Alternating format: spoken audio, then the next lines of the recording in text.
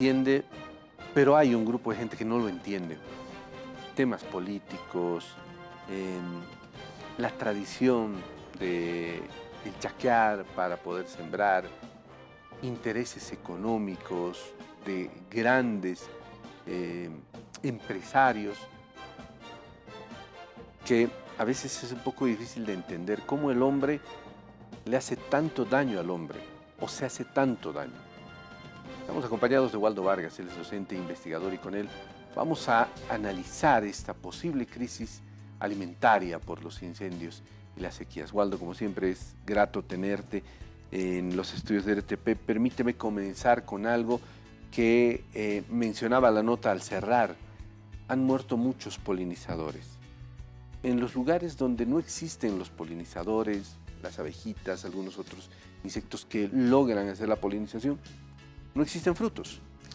Es así, lastimosamente no entendemos hasta ahora que todo está tan sabiamente organizado y además ha demorado millones de años a la naturaleza lograr un equilibrio ecológico que permita la habitabilidad del planeta como lo hemos conocido. Y para nosotros resulta muy sencillo, el ser humano prende fuego y destruye todo esto pensando que va a utilizar eso para los fines productivos. Entonces es una forma muy irracional la que se ha hecho para ampliar frontera agrícola. Hay métodos sistémicos, cuidadosos, respetando ecosistemas, manteniendo corredores ecológicos, conservando la flora y fauna natural, y eso es lo que no se ha hecho. Se ha quemado irracionalmente todo. Y no solamente son los polinizadores, también hay otros agentes pequeños que no los vemos y algunos los logramos ver, están en el subsuelo.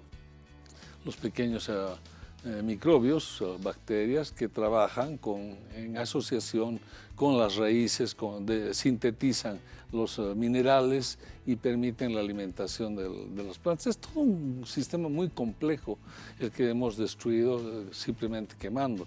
Además, se mantiene un sistema de humedad ahí, que es el que permite que justamente emerjan las plantitas.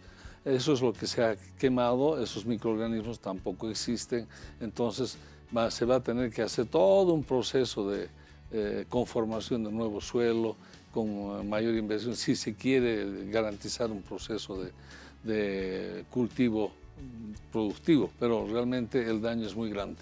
Ahora, seguramente hay muchas personas que dicen, ¿por qué en RTP nos atemorizarán? ¿Por qué nos dirán que no vamos a tener alimentos? Porque es la verdad. O sea, después de haber quemado tanto, ¿cuáles podrían ser las consecuencias? ¿Qué es lo que la investigación nos dice, Waldo? Bueno, el primer efecto es la ruptura del ciclo hidrológico, ¿no? Al haber destruido bosque, el bosque está garantizando la evapotranspiración permanente. Eso es la formación de nubes, el movimiento de otras nubes y precipitaciones pluviales en su época. Entonces eso se ha alterado, ya no hay esa vegetación que permite ese ciclo. O se ha cortado esa parte del ciclo y eso también incide en que los manantiales, porque en la selva hay pequeños manantiales que van fluyendo y eso origina pequeños arroyos que van también humedeciendo el terreno. Al haber quemado esto, la ceniza, todo obstaculiza esa salida y esos manantiales se van secando. Entonces, todo ese proceso hídrico ha sido alterado fuertemente, severamente alterado. Entonces, al no tener ese ciclo hidrológico en equilibrio, estamos sí afectando severamente el proceso del bosque, de siembra, cultivo, etc. Eso quiere decir que ¿de qué va a servir sembrar, traer nuevas especies, si al final no vamos a tener lluvias? Claro, lo que va a hacer el ser humano es perforar pozos, irse a lo rápido, irse a la alcancía, ¿no? Nuestro ahorro de agua está en el subsuelo, entonces vamos a ir a extraer el agua del subsuelo, pero eso nos garantiza un cierto tiempo. No vamos a reponer el ciclo hidrológico de esa forma, no como era por lo menos antes.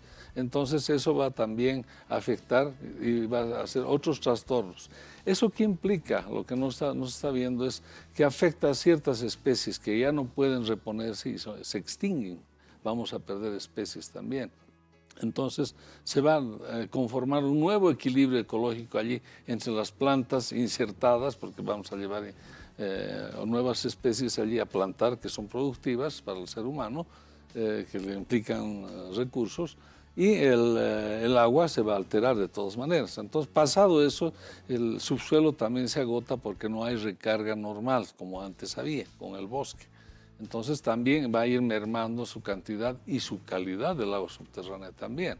Entonces, eso hace que vaya también decayendo y generando otro tipo de problemas ese cultivo que se ha generado con esta quema de los bosques.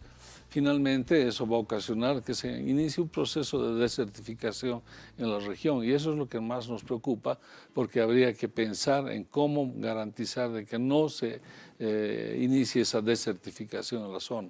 Si eso se da, de aquí a 20 años vamos a tener pajonales abandonados con poca humedad y una serie de especies nuevas que van a equilibrar, entre ellas serpientes, lagartijas, arañas, otro tipo de insectos van a estar poblando esa zona semidesértica, y después puede avanzar aún más profundamente ese tema. Estoy hablando de 20 a 30 años.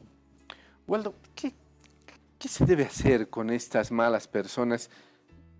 Digamos que hay que separar, ¿no? Hay gente que se chaquea, pero se ha encontrado mucha gente que por temas políticos, por un tema hasta de desestabilización de gobierno, empiezan a quemar. Y claro, ocasionan grandes incendios que generan un gasto muy fuerte para el gobierno, para los municipios, para las gobernaciones.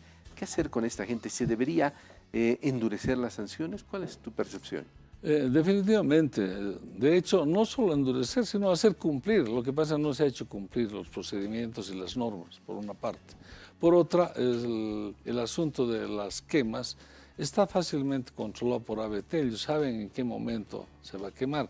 Incendios que se han originado exprofesamente para estos fines deben ser severamente castigados. Y está no solo en la legislación forestal, está en la ley de medio ambiente, incluye inclusive penas de cárcel, empezando de 4 hasta 10 años y para adelante. Y el funcionario público que no intervenga oportunamente, que sea negligente en esta situación, tiene el doble de la pena. Eso está clarísimo en la ley de medio ambiente también. Entonces, es simplemente aplicar las normas. Bolivia es uno de los países que primero ha desarrollado este tipo de procedimientos normativos.